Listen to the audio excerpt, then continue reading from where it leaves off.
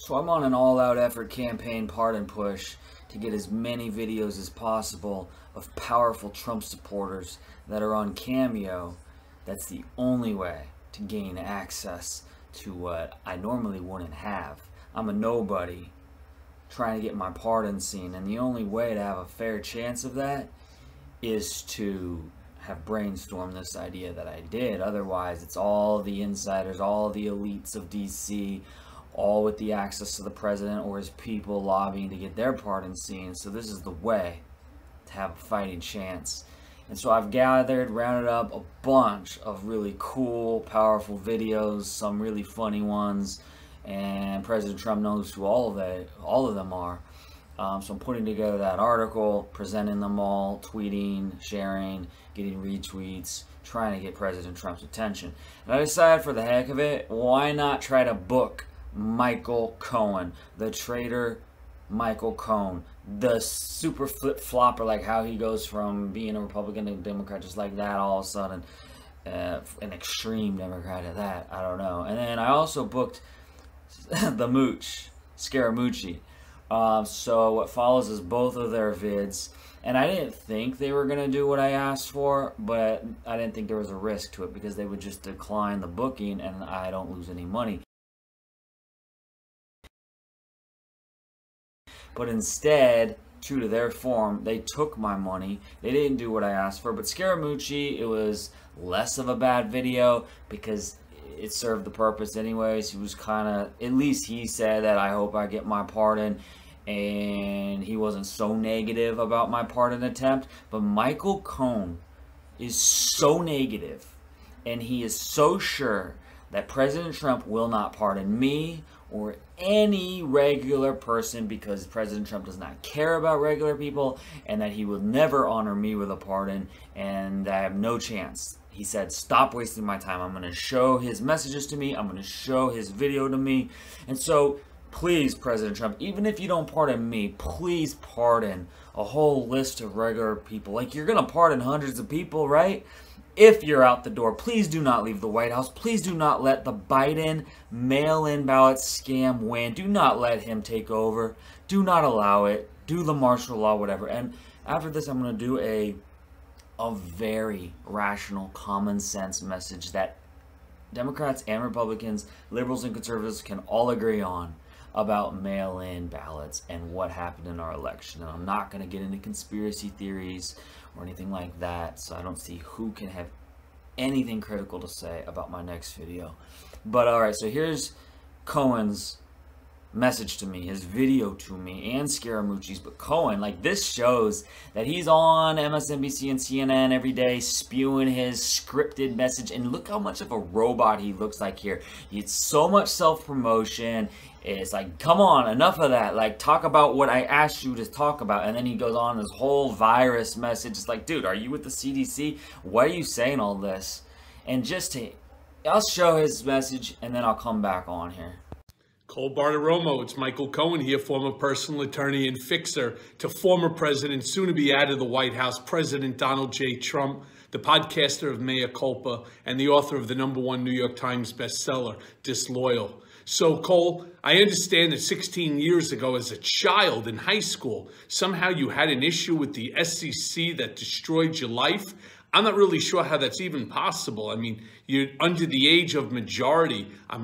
I'm wild to know exactly what happened with you and what it is that the SEC has done to you, because it just seems so odd. As a lawyer, I've really never even heard of anything like this.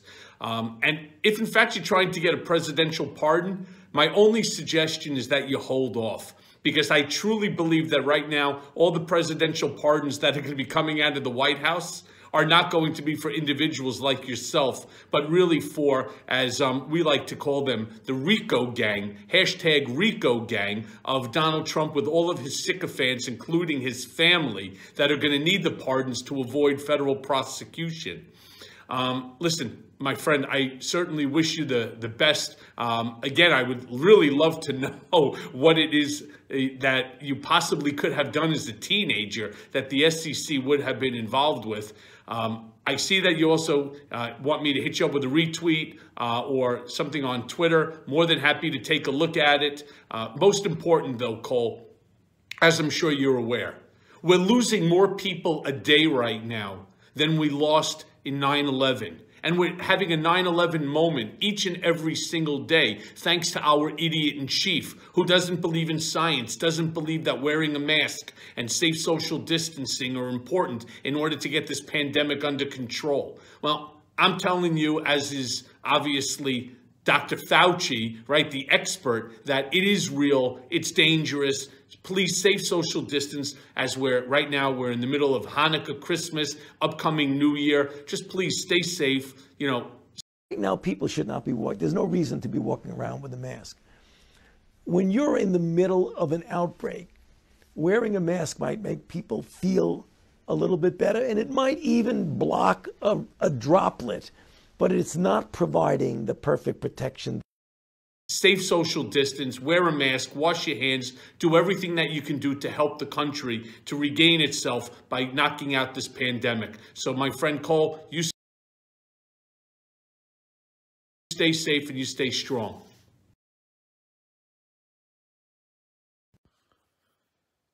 Cole Bartiromo, you're picking the wrong guy, okay, to ask Trump for a pardon for yourself. I'm just letting you know that. You know, you gotta find somebody else, my man. I know Michael Cohen didn't do the job here. It's very hard for me to do the job as well because Trump and I are going to be in a cage match for probably the rest of our lives. But in any event, God bless you, and I hope you get the fair shot against all lobbyists and elites at the pardon. That's what I want for you. But you got bad judgment, bro. You're picking the wrong dude. So again, please, President Trump, just to spite him, please pardon regular people. Please prove him wrong. Do not give Michael Cohen the satisfaction of being right. You know, it's so discouraging seeing something like that because he knows you so well, supposedly, you know, and it's like, it's very discouraging, but I'm not going to give up. Full effort, full steam ahead, until you've announced a huge list of pardons. I hope you're staying another 4 years. If not, newsball.com and me building it. We'll see you again in 2024, spreading your message, but please stay in the White House. The mail-in ballot scam cannot be allowed to succeed. That is the destruction of democracy. Anything you do is just offsetting that scam. But President Trump, please pardon regular people. If I'm on that list, great. I don't see why I wouldn't be. Michael Cohen, what the hell does he know? Like, it seems like he's just jealous that someone like me might get a pardon, and then he'll be a felon forever. But he, you know, and I even told Michael Cohen, like, President Trump knows I'm the $500 bill guy, the $1,000 bill guy, the gold bar guy. I made an impression on you, President Trump. And Michael Cohen even saw, I showed him the picture of my bloody face and that I got attacked, and President Trump called me a tough cookie. He's like, if anyone's going to get pardoned, that's a regular person, why not me? And like, I thought presidents pardon whole lists of regular people out the door, but please do not be out the door. Please do not leave the White House. Do not let Biden in. It's unbelievable how much of a freaking scam mail-in ballots were. But anyway, Michael Cohen is talking about Trump killed all these people with the virus. It's like, because it doesn't matter what Trump's attitude on masks were. Like, it would have had no effect on tens of millions of young people in high school and in college that don't even hear what Trump's saying because they don't care. They're not into politics. And then tough people or depressed people or suicidal people, like depressed and suicidal, they don't even shower. They can't even bother getting a job. They don't care about anything. Why would they care about a mask or getting the vaccine? And it's like, so don't just judge someone for not wanting to wear a mask or as little as possible, or not wanting the vaccine as, oh, that's a crazy Trump supporter, or oh, they're a bad person. Like, no, that doesn't mean that at all. Maybe it just means they're super depressed or suicidal, so if they don't even care about themselves, why would they care about other people? And the risk is so small. And you know what? You should just stop driving while you're at it too, because that's a risk to me. If you're on the road, I'm trying to drive, or you're trying, and you know, there's lots of car crashes. It's just so crazy. It's like, this is life. It is what it is. Viruses come and go, and there's going to be more of them now. So what? It's just every year we're going to mask up. It's no way to live life. not being able to see people's faces, expressions. It's in the social distancing, the isolation. No one's talking about the suicide rate exploding and domestic violence. It's so many negative consequences. Like President Trump said, the cure cannot be worse than the problem. But yeah, look at that Michael Cohen video and just see how insincere he is, because he genuinely sounded like he was interested to know like what my story was and how is this possible, and what the SEC did to me. And then when I reached out to him with messages after he gave me that video that was not what I paid him for, he's supposed to decline it and not take my money if he wasn't going to do what I asked him to do, which was to appease President Trump, to suck up to President Trump, and to say, hey, if you pardon anyone regular, it should be someone like your supporter, Cole Bartiromo, because he bled for you, he's been loyal to you, he owns a news website that says great things all the time about you. But he didn't do that. He just talked all this shit. It's like, dude, you stole my money and it's not what I paid you for. But look at that. So he sounded sincere to know, like, what did he say about majority too? Like, I'm not of majority age. Yeah, I was a minor, but media didn't seem to care that I was underage. They still put me front page headlines around the country. But yeah, he didn't care. Like, that just shows how insincere his cameo responses. They're just self-promotion. And then when I tried to reach out to him, he didn't acknowledge it or say anything about it, didn't care, didn't have a dialogue. He just cut the messages off. Probably because I told him, hey, and by the way, I don't agree with anything you said about that Trump virus, killing people stuff. Again, because like there's depressed people, suicidal people, tough people, people like me. Like, it doesn't matter what attitude or position President Trump had about masks. It wasn't going to make me want to wear a mask. It wasn't going to make me wear a mask more than necessary. If I go into a store for a long period of time and have to be in line and I get kicked out otherwise, I'll wear a mask. But when I go into the post office to pick up my mail, I don't wear a mask. I don't need to, because I'm only in there for a minute and I don't care. I don't wear a mask outside. LA is just covered in masks even when they exercise. None of that nonsense. So Michael Cohen, insincere, didn't care about my story, seems surprised, but it's self-promotion, doesn't care. That video from Michael Cohen sums it up. Like, I tried to reach out and say, dude, why'd you even do this booking? You didn't do what I asked for, and you're full of it about the virus being Trump's fault. It has nothing to do with him. The numbers were going to be the numbers. It didn't matter what he had to say about the mask, because, and plus all the protesters. So you got all the protesters, all the depressed people, all the suicidal people, all the tough people, all the young people, and then people like me, which I'm manic depressive sometimes, I'm kind of tough, whatever. Trump called me a tough cookie after the bloody face and all,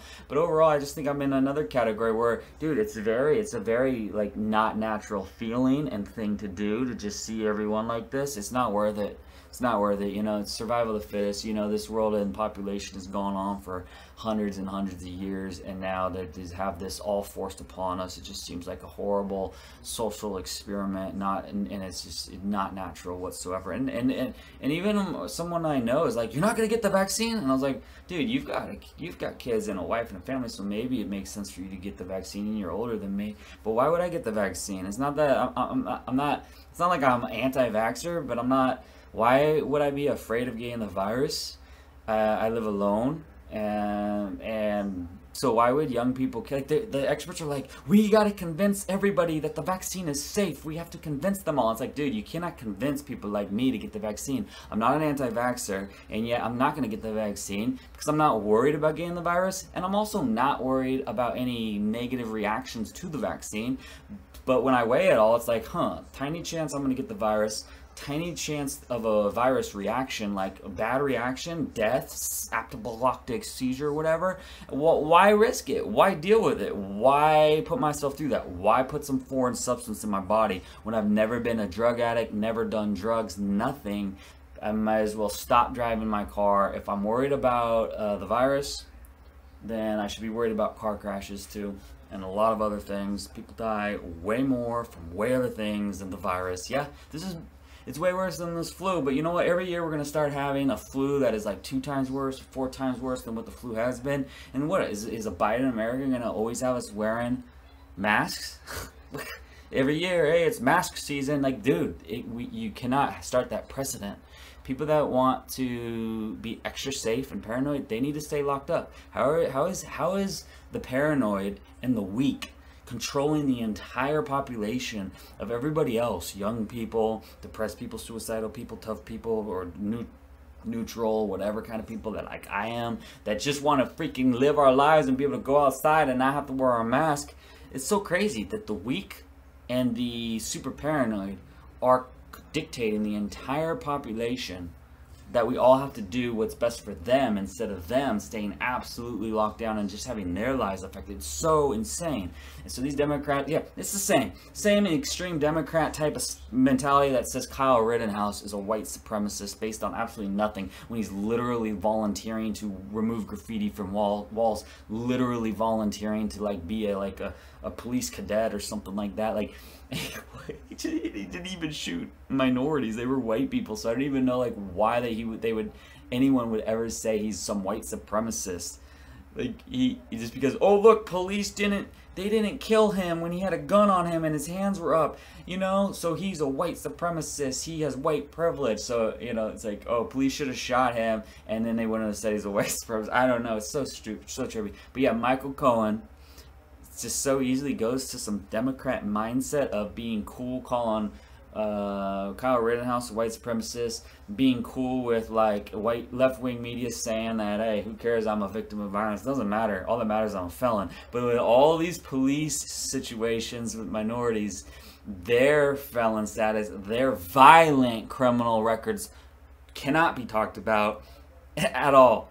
Only the police attack against them. But me, the rioters' attack against me doesn't matter, because, oh, he's a felon, so, you know, he's just, he deserved it. He deserved it because he's a felon, and he's a xenophobic racist because he's a Trump supporter, so he deserved it. But all these minorities that have massive violent criminal records, and some bad things happen to them with cops, only thing that matters is that the bad thing happened to them against the cops. Their violent records and histories and them being a danger to society doesn't matter, and you can't talk about it. It's so insane. So the stores, they know it, because you can go into the store with anything on your face, right? Like I can tape this to my face. There. If I go into a store like that, they're gonna let me in. No one's gonna kick me out. And there's so many people that just have their masks like this or like this, and you know, half the masks don't even work unless they're N95 grade. All the people with the jerry-rigged t-shirts and everything, it's so dumb. And so it's like they're enforcing this dumbass order to put some material on your face that may or may not cover the whole area, that may or may not be thick enough. But it doesn't matter. As long as you comply with their order and you submit to the store's rule, the governor's rule of this social experiment, you're okay. So that's why you can't take masks seriously as it actually being a legitimate reason. And you can't take a vaccine seriously if you're a young person. There's no reason to get it whatsoever. You are just taking on, you're like getting rid of one risk, which is small to begin with, and then you're just getting another risk, which is a negative reaction to the vaccine. And it's like some man-made thing, and they made it super quickly, and it's miraculously a vaccine. We cured the virus. Here it is. Not gonna trust it. It's not like I'm an anti-vaxxer that I don't trust this stuff, but it's like I don't trust it, not trust it. I don't want to risk trusting it. I don't want to look into it. Maybe it's legit. Maybe it's gonna, in 5 years from now, you know, there's no studies. No time to do studies. Maybe 5-10 years from now, some people are going to die earlier because they took the vaccine. Who knows? But I don't understand anyone that is surprised by, especially by a young person not taking the vaccine, and they're like, why aren't you taking the vaccine? What do you mean? Why are you surprised I'm not taking the vaccine? What would be the reason I'm taking the vaccine?